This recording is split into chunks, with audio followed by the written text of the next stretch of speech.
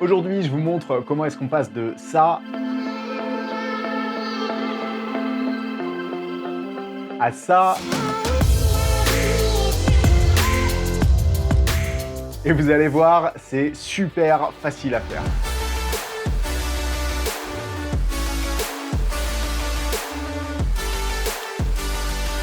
Salut à tous et bienvenue dans Lumétrie, j'espère que vous allez bien. Moi je suis super content de vous retrouver une fois de plus pour une nouvelle vidéo.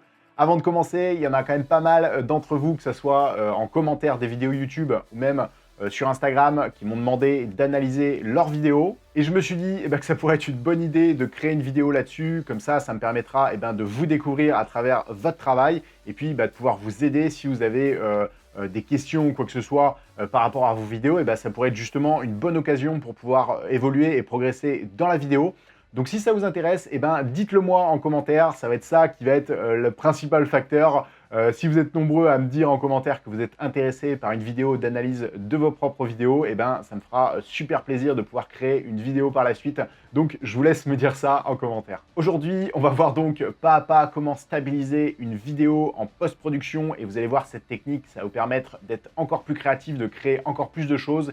Et surtout, moi, c'est une technique que j'utilise tout le temps sur toutes mes vidéos. On va voir donc la stabilisation avec After Effects. Alors, si vous êtes déjà en train de quitter la vidéo parce que vous avez entendu le mot After Effects, restez bien jusqu'à la fin de la vidéo parce que je peux vous garantir que cette technique, elle est vraiment très facile à faire. Vous allez l'utiliser tout le temps par la suite et surtout, vous allez la maîtriser les yeux fermés. Enfin... les yeux fermés, non, peut-être pas quand même.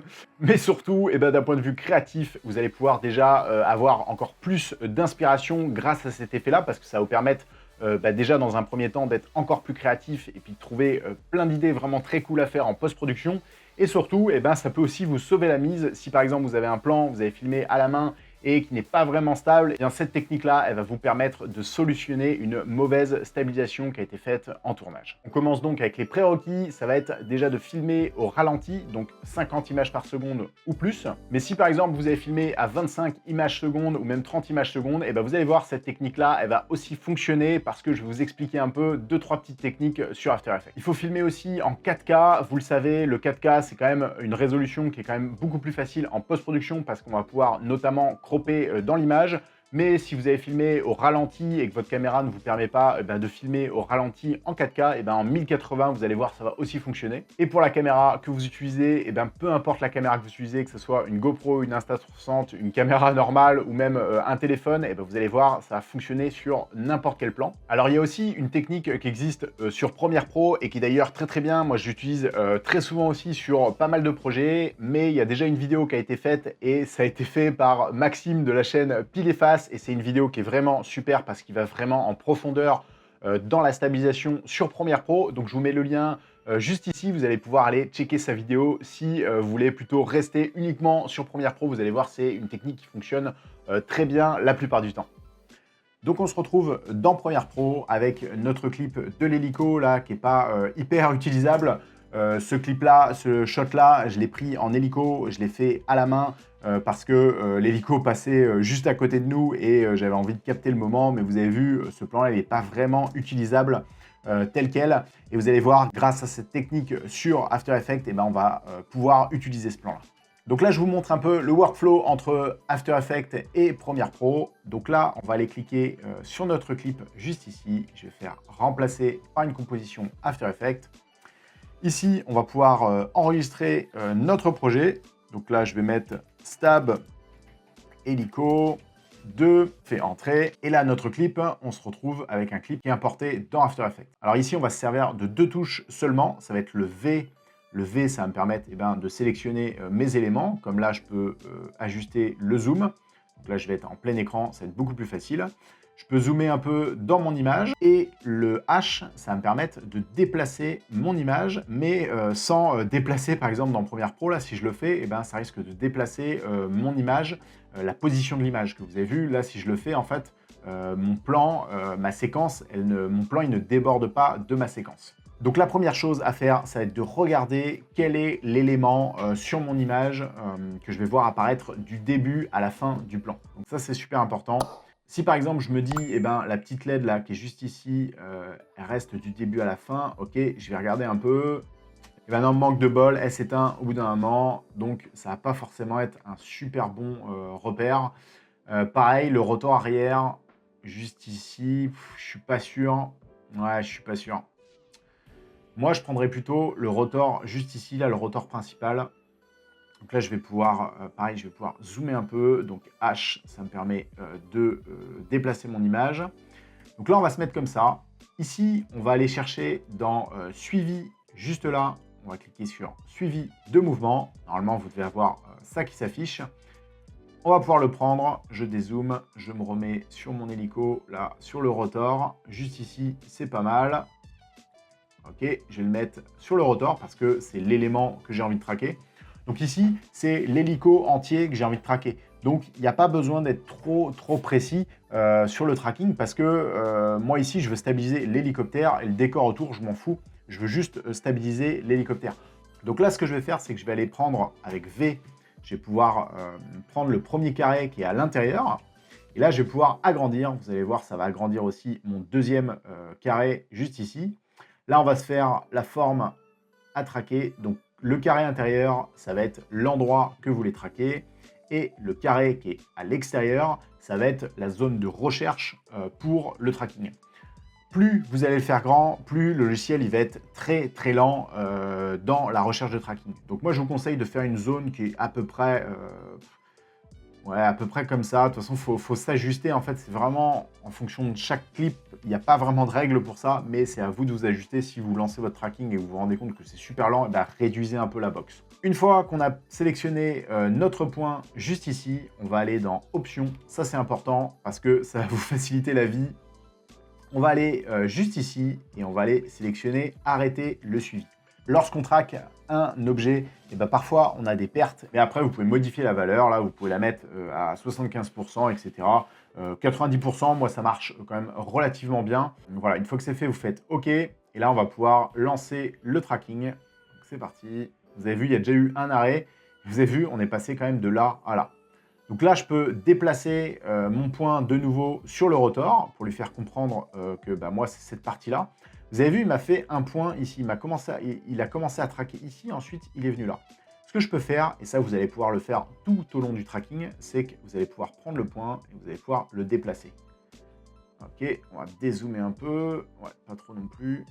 Tac, comme ça va être pas mal. H, yes. On continue le tracking. Ok, il a encore eu un arrêt, encore un arrêt.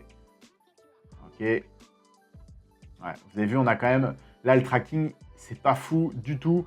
Parce que bah déjà, au départ, on était sur le rotor principal et puis on est arrivé tout en bas. Donc, eh ben, cet élément-là, c'est pas forcément le meilleur. Surtout que si je regarde bien, on risque en plus d'avoir une complexité sur la fin. Parce que bah, les pales, ils vont passer presque devant l'objet et ça risque bah, de l'influencer pour traquer autre chose. Donc, eh ben, c'est pas l'élément, on va aller prendre un truc un peu plus grossier. Donc là, ce que je peux faire, c'est que je retourne juste ici, je vais aller dans Suivi, je vais cliquer ici, et puis là, je vais pouvoir supprimer mon suivi. Comme ça, on repart à zéro. Je me mets bien au début de mon clip. Là, je vais aller dans Suivi de mouvement de nouveau. On va aller zoomer pour aller chercher mon point. Ok, allez, là je vais me mettre ici. Et là, on va prendre un élément qui va être un peu mieux. Je vais dézoomer, je vais juste regarder, savoir un peu si le cockpit... Ouais. Ouais, le cockpit, ça devrait être pas mal.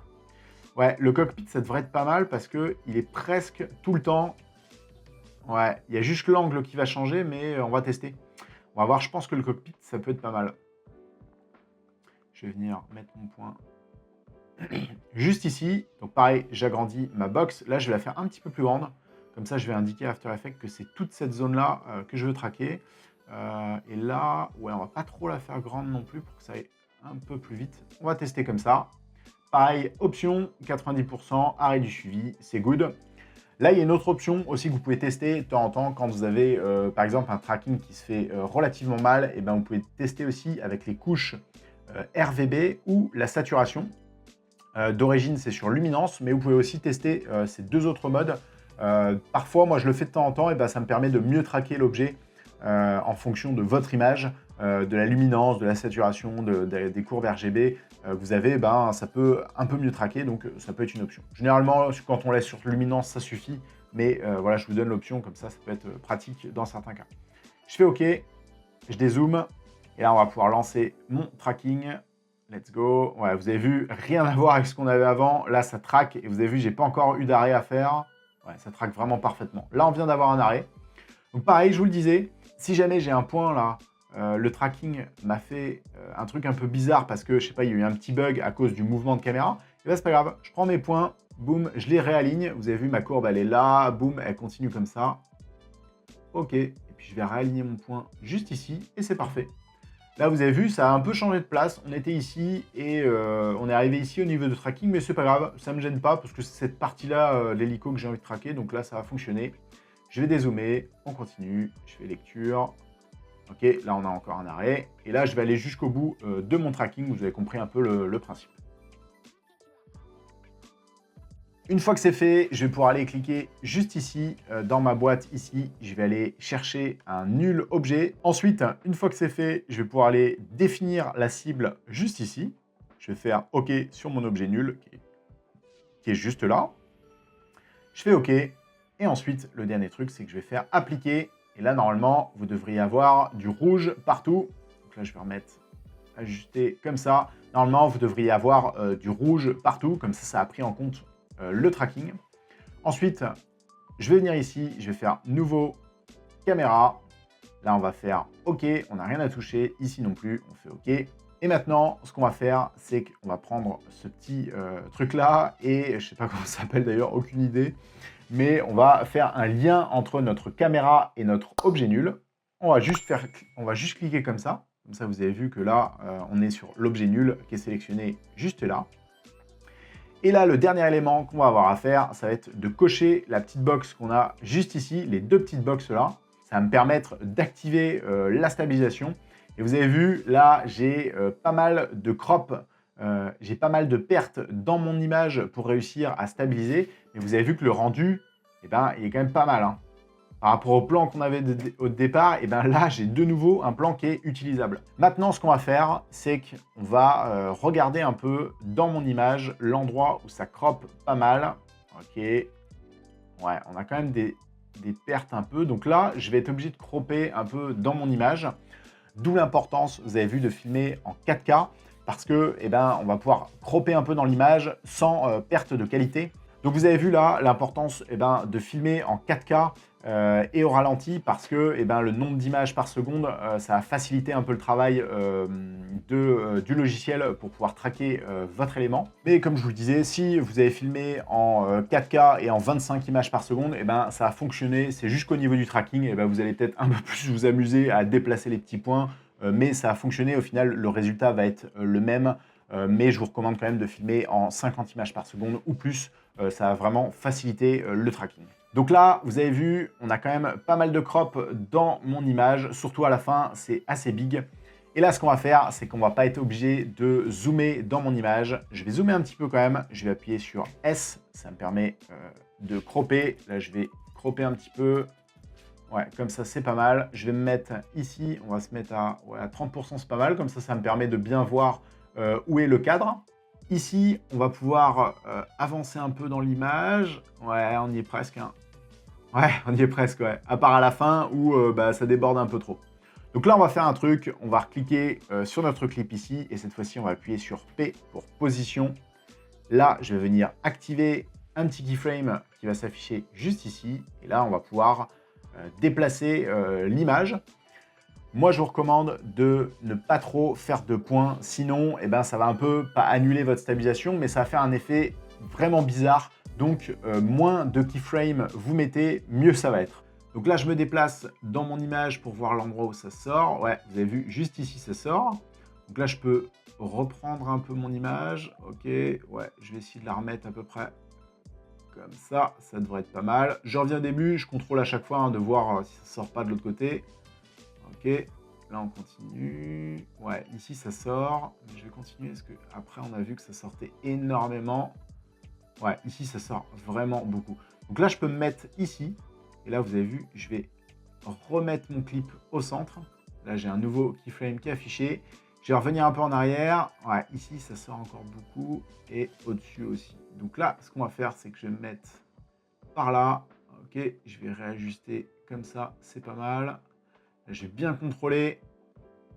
Ouais, là-haut, on est juste, mais ça passe. Sinon, je peux revenir ici. J'appuie sur S, Scale. Comme ça, je fais 2 petits coups. Comme ça, là, je suis sûr qu'on va pas avoir une bande noire apparaître une fois qu'on a fini. Je me remets sur P pour position. Donc on continue, on va regarder. Donc là, le début, on est bon. Après, c'est pas mal. Ok. Ouais, ici peut-être. Ouais, ici un petit peu. Donc là, ce que je peux faire, c'est que je peux prendre un peu celui-là là, et je vais le déplacer. Vous avez vu, j'essaie de toucher le moins possible au keyframe. Sinon, ça va faire un effet un peu bizarre. Ok, je vais jusqu'à la fin de mon clip. Et là, c'est good. Et vous avez vu, maintenant, quand on regarde mon clip, je vais me remettre en ajusté. Et voilà ce que ça donne avec le tracking.